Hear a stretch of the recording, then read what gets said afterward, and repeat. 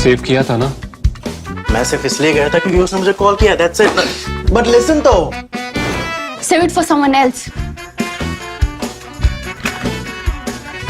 जिंदगी में सेव करना जरूरी है, मगर जब बात पैसों की हो, सिर्फ सेविंग से काम नहीं चलेगा। इक्विटी म्यूचुअल फंड्स में इन्वेस्ट कीजिए और अपने सेविंग्स को आगे बढ़ने का मौका दीजिए। Mutual fund investments are subject to market risks. Read all scheme-related documents carefully.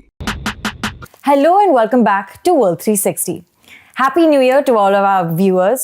Without further ado, let's talk about the 3 geopolitical issues that you probably didn't see in your daily news feed.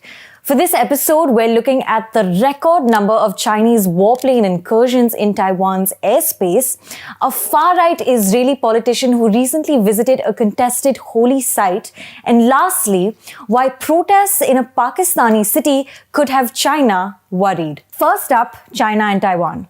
According to data compiled by AFP, China sent 1,727 planes into Taiwan's air defense zone in 2022, the highest annual figure ever and double the figure in 2021.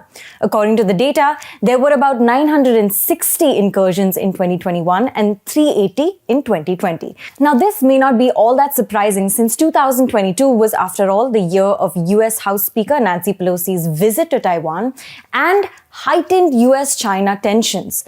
Now, this data released by AFP was also based on daily updates released by Taiwan's defense ministry. If we look at what kind of Chinese aircraft were entering Taiwan's defense zone last year, it looks like there has been a rise in the number of fighter jet and bomber sorties. For example, fighter jet sorties doubled from 538 in 2021 to 1,241 last year. The kind of bomber jets we're seeing are the H-6 bomber aircraft, among others, which are nuclear capable. If we look specifically at August last year, the month that US House of Representatives Speaker Nancy Pelosi visited Taiwan, Taiwan's defense zone saw a record of 440 sorties by Chinese airplanes. Let's not forget that Pelosi became the highest-ranking US lawmaker to visit Taiwan in 25 years with that visit. During that time, China wasn't just displaying its displeasure in the air, but it had also been conducting live fire drills in the South China Sea. As we know, Taiwan sees itself as independent from China, but the latter sees it as a breakaway territory. The US, one of Taiwan's closest allies, however, still follows the One China principle in that it recognizes the People's Republic of China as the sole legal government of China, but Washington still maintains unofficial ties with Taiwan. Now, these unofficial ties have also seen Washington pledge $10 billion in military aid to Taiwan, the kind of decisions that have acutely irked China. So why are these Chinese warplane incursions important? For one, they indicate the deepening of tensions between China and Taiwan, and on a broader level between US and China. The US, though located thousands of miles away, very much has a stake in Taiwan's defense airspace, specifically the buffer zone of this airspace. Take Taiwan's Southwest Air Defense Identification Zone, or the ADIZ, which is basically a buffer zone, meaning that it serves as a buffer between international airspace and the country's territorial airspace. This buffer zone was in fact designed and created by the US Armed Forces after World War II, and of late has seen a particularly high number of Chinese warplane incursions. An insightful report published by a professional military university under the US Air Force describes such tactics by the Chinese as psychological manipulation. By attaching PLAAF actions to societal undercurrents, the PRC confronts feelings of Chinese national weakness and creates uncertainty regarding US military capabilities and resolve, requiring would-be defenders of Taiwan to pause and take notice, reads the report. There's also the larger question of what happens if these warplane incursions increase in the years to come. Already, Taiwan allocates about $1 billion or nearly 9% of its defense budget for its military responses to such incursions. Could this allocation increase? Could this new normal call for higher US military aid to Taiwan? These are some major questions if we continue to see a surge in Chinese warplane incursions. For our second topic, we're looking at a controversial figure in Israel, Itamar Ben-Gvir. You may recall that Israel went to elections in November last year and Benjamin Netanyahu's alliance emerged the winner. Now, the coalition was made up with the help of certain far-right parties, such as Otma Yehudit, of which Ben-Gvir is the head. Post the election, Ben-Gvir was appointed as the Minister of National Security in Israel, in what has commonly been referred to as the most far-right and hardline Israeli government to come into power. Ben-Gvir has a very interesting background. For one, he is the son of Iraqi Jewish immigrants, and at the tender age of 16 joined Kach, an ultra-nationalist movement described by the US as a terror organization in the past. Now, the Kach party sought to establish a pure Jewish state, one without Arabs. Some members of Kach had in 1994 killed several Palestinian worshippers in the Ibrahimi Mosque in Hebron.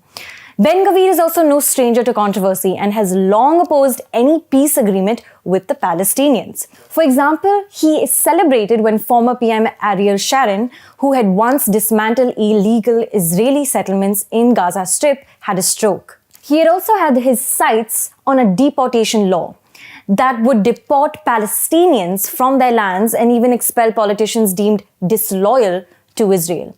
Let's also not forget how in October last year, he pulled a gun on residents of the Palestinian neighborhood of Sheikh Jarrah in occupied East Jerusalem. But the reason we're talking about Ben-Gvir today is because he visited a contested holy site known as the Al-Aqsa Mosque and has now been accused of purposely trying to provoke the Palestinian community. Israel's neighboring country Jordan has also condemned this visit by Ben-Gvir. Now, Al-Aqsa, the third holiest site in Islam, has often been the center of much conflict between Israelis and Palestinians. In fact, in May 2021, there was a major uptick in violence between Israeli forces and Palestinians in the compound of the mosque.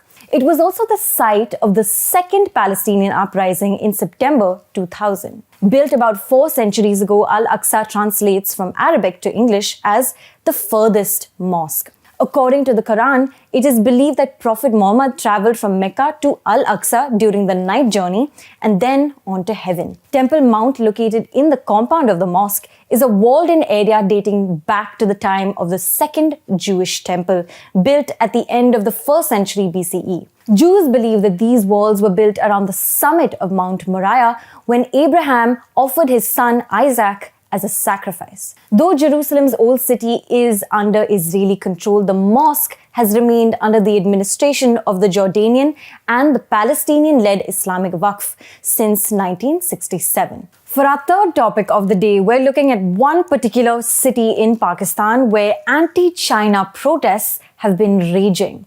I'm talking about Gwadar. Gwadar is a port city located on the coast of Balochistan in Pakistan, and it is key to the China-Pakistan Economic Corridor, or the CPEC. Since October last year, protesters in Pakistan have blocked the Gwadar East Bay Expressway in Balochistan.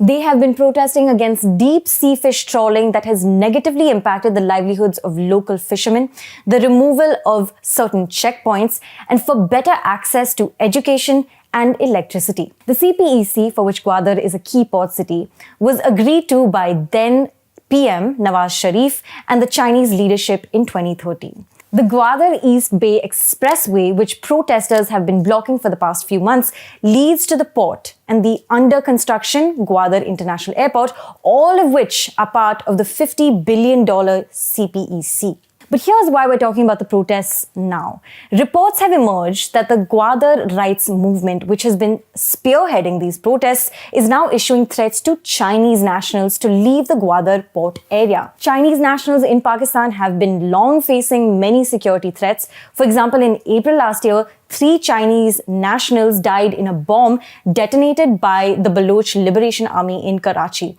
PM Shehbaz Sharif had at the time termed it a cowardly act of terrorism. Then in September last year, Chinese-Pakistani dual nationals were attacked at a clinic in Karachi as well. Chinese nationals have in general also regularly been attacked by separatists in places like Balochistan, where China is involved in huge infrastructure projects. The protests in Gwadar, coupled by the prickly security situation surrounding Chinese nationals in Pakistan, has reportedly led to the suspension of Chinese hydropower projects in various parts of the country. A report by Dawn, based on official documents, revealed that work on 2 hydropower projects in Khyber Pakhtunkhwa were suspended over the resurgence of militancy. If we look at the Gwadar protests, they've been going on for nearly 3 months and are showing no signs of stopping, even though the head of the protest, Maulana Hidayatur Rahman, has been booked on murder charges. In recent developments, a policeman was killed during the protests in Gwadar. Will this violence continue in the months to come? Or will the Pakistani government have to make some tough decisions if it wants to retain its image in the face of a major ally? That's something we have to keep our eye on as well. Thank you for watching. This is Pia Krishnankutty for ThePrint.